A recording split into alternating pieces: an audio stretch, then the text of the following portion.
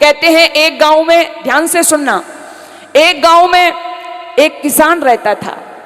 बेचारे ने मेहनत मजदूरी की, एक ही उसके पास में बेटा था, बेटे को पढ़ाया लिखाया, और जब बेटे को पढ़ाया लिखाया, बेटा पढ़ लिख करके अच्छे पद पर भी पहुंच गया। और फिर जब अच्छे पद पर पहुंच जाते हैं तो आजकल गांव में तो कोई रहता ही नहीं है, बच्चा शहर में जाकर के सेट हो गया। अब शहर में जाकर के सेट हो गया तो वहीं उसने शादी भी कर ली। शादी करके अपनी बहू को घर में लेकर के आया। सासू माँ थी नहीं, बहू के केवल पिताजी थे, और पिताजी भी जो थे उन बेचारों को खांसी की बीमारी थी। अब माताओं बहनों, जब अंग्रेजी पढ़ी लिखी वो बहू घर में आई, देखा घर तो बड़ा अच्छा बना था, संगमरमर का फर्श भी हो रहा था, लेकिन आकर के देखा जो उसके पिताजी थे, ससुर जी थे, उनको खांसी की बीमारी थी। अब खांसी की बीमारी थी, उसने देखा तो पिताजी जहां भी मनाए वहीं थूक दें, वहीं बलगम डाल दें, फर्श को गंदा कर दें।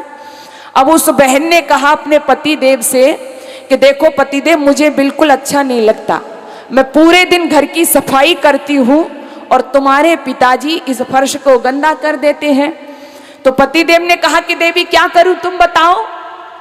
तो पत्नी ने कहा ऐसा करो, तुम्हारे पिताजी अंदर कमरे में रहते हैं, इनकी चारपाई निकाल करके बाहर आंगन में बिछा दो, कमरे को गंदा करते हैं।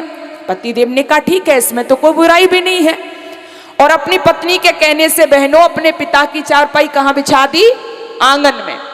अब दूसरा दिन हुआ, अब बुड्ढे ने तो आंगन में भी वही हाल कर दिया, बेचारे को बीमारी थी। अब बहन साफ करती हुई आंगन में आई तो उसने देखा कि पिताजी ने तो आंगन भी गंदा कर दिया।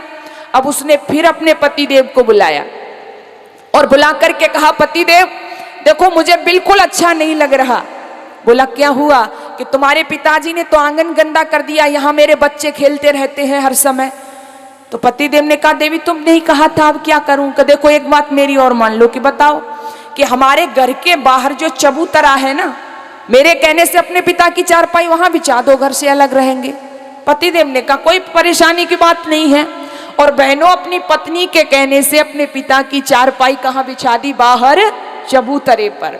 अब तीसरा दिन हुआ, बहन ने देखा कि पिताजी ने तो चबूतरा भी गंदा कर दिया। ओह, अब तो क्रोध से पागल हो गई।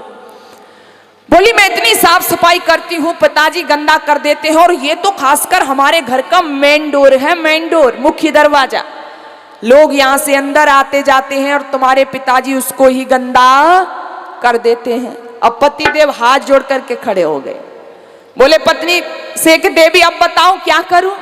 बोली एक बात अंतिम मेरी और मान लो। पति ने कहा कहो क्या बात है?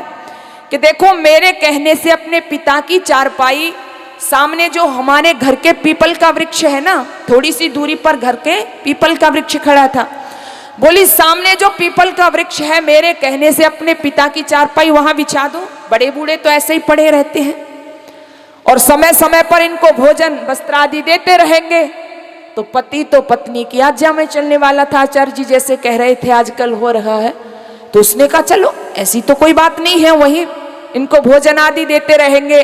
बस बहनों अपनी पत्नी के कहने से अपने बूढ़े पिता की चारपाई उस भाई ने सर पर रखी और उठा करके पीपल के वृक्ष के पास ले गया।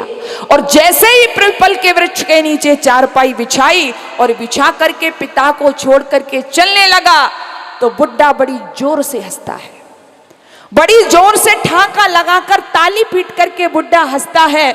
जब बुड्ढा जोर से हंसता है तो वो बेटा मुड़ करके देखता है और पूछता है पिताजी तुम्हें हंसी क्यों आई?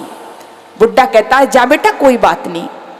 नहीं मानता तो बुड्ढा थोड़ा मजाक किया था, बोला क्या तेरी बहू ने हंसने की भी मना कर दी है?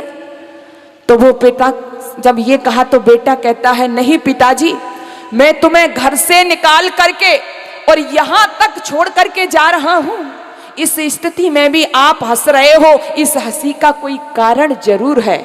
सज्जनों जब ये कहा उस बेटे ने तो पिता ने बड़ी पते की बात कही, और वही बात मैं आप लोगों तक भी पहुंचाना चाहती हूं। वो पिता कहता है अपने पुत्र से कि बेटा तू पूछना चाहता है कि मुझे हंसी क्यों आई, तो सुन, अरे कुछ दिन पहले, माताओं ध्यान देना क्या कहता है, कुछ दिन पहले तेरी माँ के कहने से मैंने अपने बूढ़े पिता की चारपाई इसी पीपल के वृक्ष के नीचे बिछाई थी। तो बेटा हंसी मुझे इसलिए आ गई कि तू भी सावधान रह, कुछ दिन बाद तेरी चारपाई भी इसी पीपल के वृक्ष के नीचे आएगी। इसलिए माताओं बहनों भाइयों, जो आप ये सोच रहे होंगे ना कि ना हम तो जवान ही बने रहेंगे, नहीं, एक दिन वो भी समय आएगा। इसलिए समय रहते आज अपने बच्चों को संस्कारित करो, इनको संस्कार अवश्य दो। यदि तुमने संस्कार दिए तो बुढ़ापे में फिर तुम्हें परेशान होने की जरूरत बोलो नहीं है।